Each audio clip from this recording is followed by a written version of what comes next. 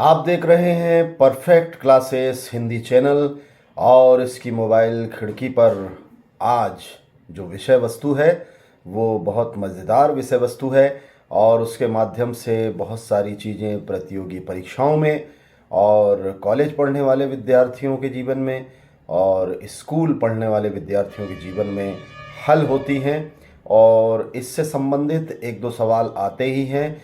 इसलिए इसका कॉन्सेप्ट या इसका विवरण समझना बहुत ही ज़रूरी है और आसान भी है।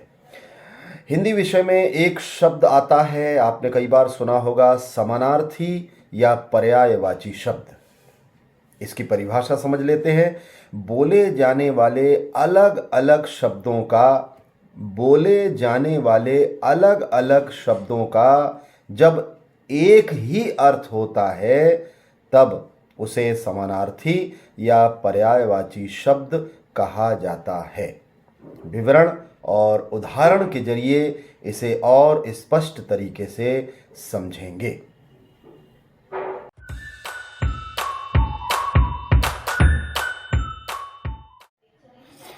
समानार्थी या पर्यायवाची शब्द आइए हम समझते हैं विवरण और उदाहरण के जरिए।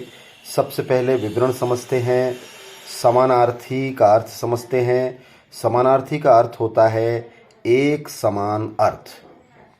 दूसरा शब्द इसके लिए प्रयुक्त किया जाता है पर्यायवाची शब्द। तो पर्याय का मतलब होता है समान और वाची शब्द का मतलब होता है बोलना या बोले जाने वाले। उदाहरण के जरिए समानार्थी पर्यायवाची शब्द समझेंगे। उदाहरण पहला, अतिथि बराबर मेहमान, पाहुन, आगंतुक, अभ्यागत। ये सब का मतलब अतिथि होता है और अतिथि का मतलब ये सब होता है।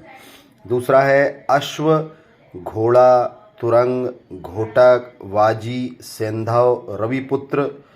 तीसरा उदाहरण है अमृत का, अमृत बराबर सुधा, मधु, पीयूष, अमी, सुरभोग, सोम। आगे भी उदाहरण हैं, आइए समझते हैं।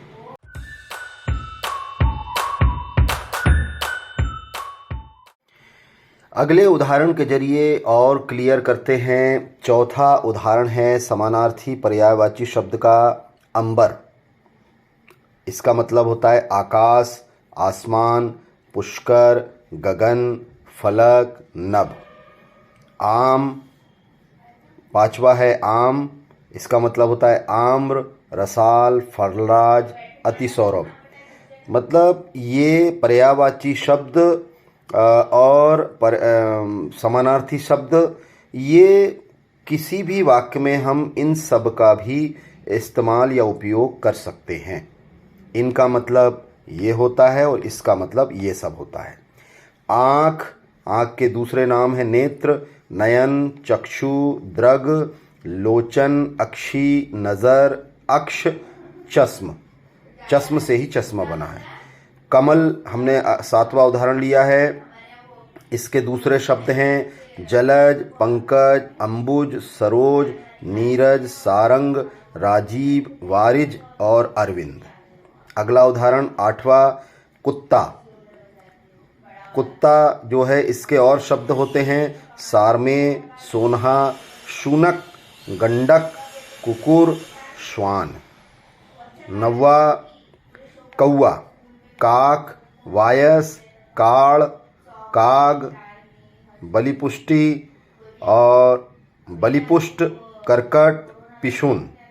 ये सब उदाहरण समानार्थी और पर्यायवाची शब्द के हैं। इनका अर्थ एक ही होता है और शब्द की जो बनावट है, शब्द का जो उच्चारण वो अलग अलग होता है, लेकिन इनका अर्थ एक ही होता है। एक वाक्य में हम इन सब का भी उपयोग कर सकते हैं। आँख की जगह नेत्र का कर सकते हैं, कमल की जगह जलज का कर सकते हैं और कौवे के जगह काक का भी कर सकते हैं।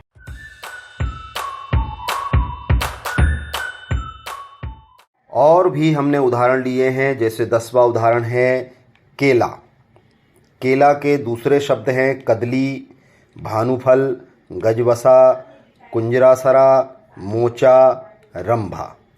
11वां गाय लिया है। गाय के दूसरे शब्द हैं भद्रा, गौरी, सुरभि, धेनु, गऊ, गौ, गैया, गग्गा, दोगधी और पय शिवनी।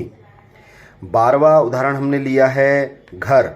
इसके दूसरे शब्द हैं आलय, आवास, गेह, गृह, सदन, निवास, भवन, वास स्थान, वास, शाला, निकेतन, निलय। 13वें उदाहरण के रूप में हमने लिया है चांद। इसके दूसरे नाम हैं चंद्र, चंद्रमा, शशि, सोम, विधु, राकेश, शशांक, मयंक, रजनीश, मेहताब, तारकेश्वर। और अंत में हमने 14वां उदाहरण लिया है पृथ्वी।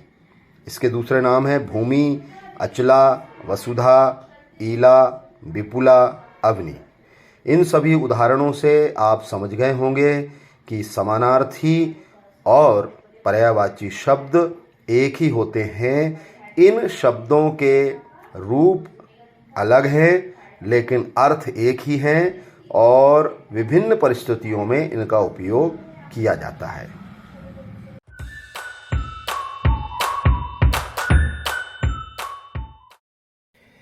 ये थे समानार्थी और पर्यायवाची शब्द जो विवरण एवं उदाहरण के साथ समझाए गए।